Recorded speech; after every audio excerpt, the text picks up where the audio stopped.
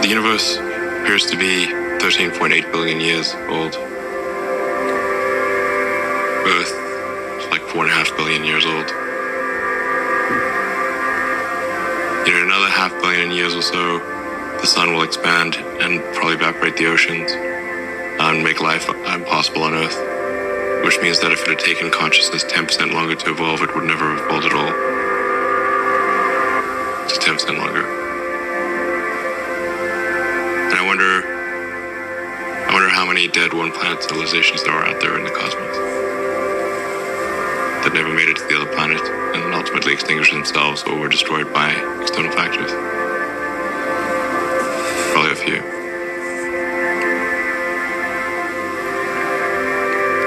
Look again at that dot. That's here. That's home. That's us. On it, everyone you love, everyone you know, everyone you've ever heard of, every human being who ever was, lived out their lives. The aggregate of our joy and suffering, thousands of confident religions, ideologies, and economic doctrines, every hunter and forager, every hero and coward, every creator and destroyer of civilization, every king and peasant, every young couple in love, every mother and father, hopeful child, inventor and explorer, every teacher of morals, every corrupt politician, every superstar, every supreme leader, every saint and sinner in the history of our species lived there, on a mote of dust suspended in a sunbeam. Our planet is a lonely speck in the great enveloping cosmic dark. In our obscurity, in all this vastness, there is no hint that help will come from elsewhere to save us from ourselves. The Earth is the only world known so far to harbor life. There is nowhere else, at least in the near future, to which our species could migrate. This is not true. There are really two fundamental paths. History is going to bifurcate along two directions. One path is we stay on Earth forever, and then there will be some eventual extinction event. I don't have an immediate doomsday prophecy, but it's eventually, history suggests there will be some doomsday event. The alternative is to become a spacefaring civilization and a multi-planet species, which I hope you would agree that is the right way to go. Should be concerned about demographic implosion.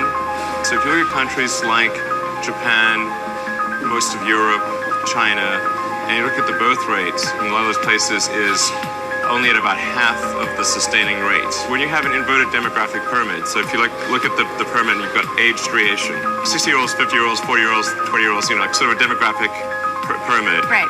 And in some countries, it's like an upside-down pyramid, so it'll sort of fall over. It will not stand. What we'll actually have in those countries is a very high dependency ratio, where the number of people who are retired is very high relative to the number of people who are net producers. And so you cannot, the social safety net will not hold. We didn't evolve for this because we sort of evolved to just always procreate, and there wasn't birth control or anything. Right. Just like have lots of babies. It's like pop the course, and like hopefully some of them would survive. That was like all of human history until very recently. And now it's, you've got cases like Japan where adult diapers outsell baby diapers. Europe's in a similar situation. China's headed the same way because they've had the one-child policy, and then even though they've relieved the one-child policy, the social norm has become to have an average of one kid. So even when they relieved that requirement, it didn't change. You can imagine, like people sometimes say, well, what about immigration? It's like, okay, look, there's 1.5 billion people in China. Where is China going to get 700 million new people? Okay, that's like 3 Indonesias.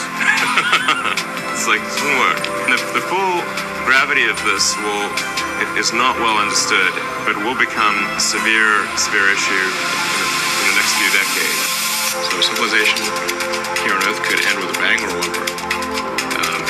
But it could also be like a whole series of things, like what killed the dinosaurs? Well, it wasn't just one thing, There was like a whole bunch of things happened in a row.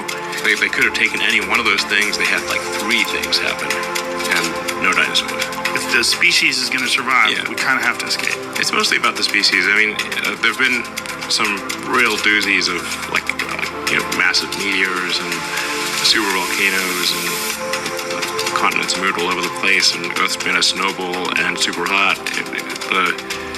If you read like the geological history of Earth, it's like very long and complicated. So And then there have been so many extinction events, not like just a few. Galactic timescale, even with sublight travel, you could absolutely colonize the whole galaxy, even some of the neighboring galaxies. Could you colonize the galaxy in a million years? Absolutely, the entire galaxy. Why do we need to build a city on Mars with 1 million people on it? Yeah, I think it's important to have a future that is inspiring and appealing. I mean, I just think that there have to be reasons that you get up in the morning and you want to live. Like, why do you want to live? What's the point? What inspires you? What do you love about the future? And if we're not out there, if the future does not include being out there among the stars and being a multi-planet species, I find that it's incredibly depressing if that's not the future that we're going to have. If you look at the progress in space, in 1969 we were able to send somebody to the moon. 1969. Then we had the space shuttle. The space shuttle could only take people to low Earth orbit. Then the space shuttle retired, and the United States could take no one to orbit. So that's the trend. The trend is like down to nothing. This is not. People are mistaken when they think that technology just automatically improves. It does not automatically improve. It only improves if a lot of people work very hard to make it better. And actually, it will, I think, by itself degrade, actually. You look at great civilizations like ancient Egypt, and they were able to make the pyramids, and they forgot how to do that. And the Romans, they built these incredible aqueducts. They forgot how to do it. Do you think there is a meaning to life? Well, I think arguably the meaning of life is to understand the nature of the universe and figure out what the meaning of life is.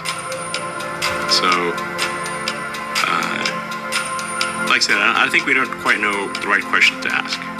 And if we learn more about the universe, if we expand the scope and scale of consciousness, then we are better able to ask the questions about the answer that is the universe. Right, I think